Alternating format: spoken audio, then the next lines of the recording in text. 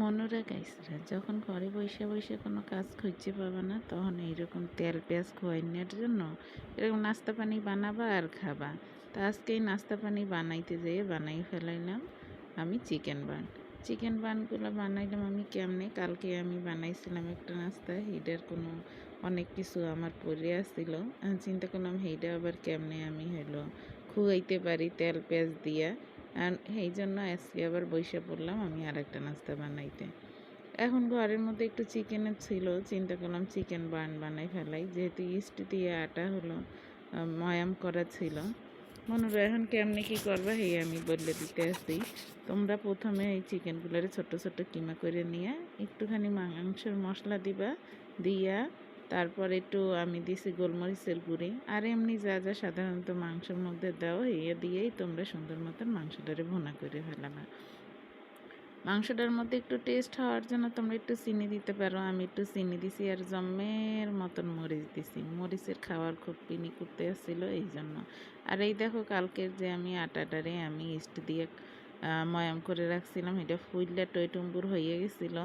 কারণ এইটারে আবার আমার ভালো মতন যত শক্তি আছে, আজকে সারাদিন ঘুমিয়ে ঘুমিয়ে শক্তি বানাইছি, এই শক্তি দিয়ে আমি আটাগুলারে ভালো মতন মেসেজ করে যখন দেখব যে এখন আমার একদম বানগুলো বানানোর মতন উপযুক্ত হয়ে গেছে, তখন সুন্দর মতন লম্বা করে নিয়ে আমি একটা পুতার মতন বানাবো। পুতার মতন বানাইয়া এটা যাতে প্রত্যেকটা বান সমান হয় এরকম একখান চাকু নিব। চাকু নিয়ে আমি একেবারে সাইজ মতন কাটবো, যাতে সবগুলা বান আমার খুব সুন্দর মতন হয়।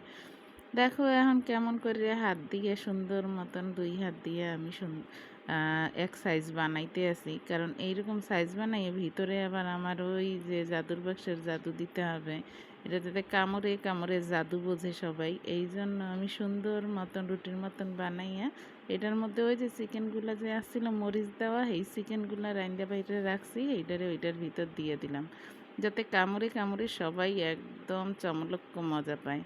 আমি সুন্দর মতন করে এখন সাইজ মতন একেবারে বানের সাইজ করলাম। প্রত্যেকটা বানাইয়া আমি তেলের মধ্যে দিয়ে ডুবা ডুবা তেল দেই না, একটু কিপটামি করছি, একটুখানি তেল কম আসছিল এই জন্য তেল কম দিয়েই ভাজতে আছি। দেখো তেলের মধ্যে দেওয়ার পর কিন্তু বেশ ফুললে ফুললে উঠছে, খাইতে কিন্তু বেশ স্বাদেই লাগবে, বোঝাই যাইতে আছে।